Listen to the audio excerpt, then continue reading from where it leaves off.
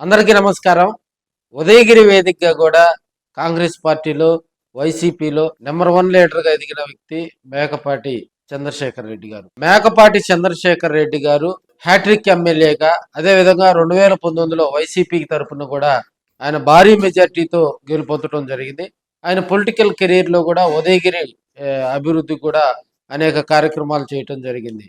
అయితే 2019 ఎన్నికల తర్వాత ఆయన వైసీపీలోనే ఉంటూ ఒక చిన్న తప్పిదం. ఆ ఒక్క తప్పిదం వల్లే ఆయన ఈరోజు మరి రాజకీయంగా కూడా వెనకబడ్డాడని కూడా మనం తెలియజేసుకోవచ్చు. ఒక చిన్న నిర్ణయంతో మేకపాటి చంద్రశేఖర్ రెడ్డి గారు కూడా 2024 ముందు వైసీపీ బహిష్కరణకి కూడా ఆయన గురయ్యారు. 2024 ముందు కూడా ఆయన్ను వైసీపీ బహిష్కరించడం, ఆ ప్లేస్‌లోకి మేకపాటి రాజగోపాల్ రెడ్డిని తీసుకురావటంతోటి అక్కడ వైసీపీ తరఫున మేకపాటి చంద్రశేఖర్ రెడ్డి గారికి చెక్కుపడింది. 2024 ముందు ఆయన తెలుగుదేశం పార్టీ తీర్థం పుచ్చుకున్నప్పటికీ కూడా ఆయనకు అంత సముచిత స్థానం కల్పించాల. ఆయనకు ఎమ్మెల్యేగా కూడా ఆయనకు అక్కడ సీటు ఖరారు చేయకపోవడంతో కొంత ఆయన డైనమాలో పడ్డట్టుగా కూడా తెలుస్తా ఉంది. 2024లో అక్కడ కాకర్ల సురేష్ గారికి ఎమ్మెల్యే టికెట్ ఇవ్వటం, ఆయన గెలుపొందటం, మేకపాటి రాజగోపాల్ రెడ్డి ఓటమి చవి చూడటంతో కూడా మరి మేకపాటి చంద్రశేఖర్ రెడ్డి రాజకీయ భవిష్యత్తు అగమ్య గోచరంగా మారిందని తెలియజేసుకోవచ్చు. ఎందుకంటే ఆయనకు ఒక నామినేటెడ్ పదవి కానీ, అదేవిధంగా ఎమ్మెల్సీ కానీ, ఇతర తెలుగుదేశం పార్టీ పదవుల్లో కూడా ఆయనకు ఒక ఫ్రీడమ్ పదవి ఇవ్వకపోవడంతో ఇప్పుడున్న పరిస్థితుల్లో మేకపాటి చంద్రశేఖర్ రెడ్డి కొంత డైనమాలో పడ్డట్టుగా కూడా తెలుస్తుంది.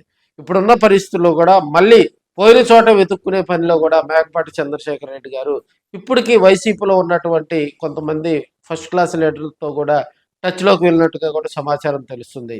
అదే కనుక ఈ మధ్యకాలంలో కూడా జగన్మోహన్ రెడ్డి గారి జిల్లాల పర్యటన నేపథ్యంలో కూడా కొంత ఆయనకు కొంత హైప్ రావటం కూడా మేకపాటి చంద్రశేఖర్ రెడ్డి గారు మళ్ళీ తాను ఉదయగిరి కాన్స్టిట్యున్సీ నుంచి బరిలో దించేందుకు కూడా అక్కడే మళ్ళీ ఆయన రాజకీయంగా కూడా ఎదిగేందుకు మరి తనకు దగ్గరగా ఉన్నటువంటి లీడర్లతో కూడా ఆయన చర్చించుకొని మరింత దూకుడుగా వెళ్ళాలని కూడా ఆయన ఆలోచనలో పడ్డట్టుగా కూడా తెలుస్తూ ఉంది. ఇప్పుడున్న పరిస్థితుల్లో వైసీపీ నుంచి అధిష్టానం నుంచి గనక గ్రీన్ సిగ్నల్ మరి జగన్మోహన్ రెడ్డి గారు ఇప్పటికే కొంత సానుకూలంగా స్పందిస్తున్నట్టుగా కూడా తెలుస్తూ ఉంది.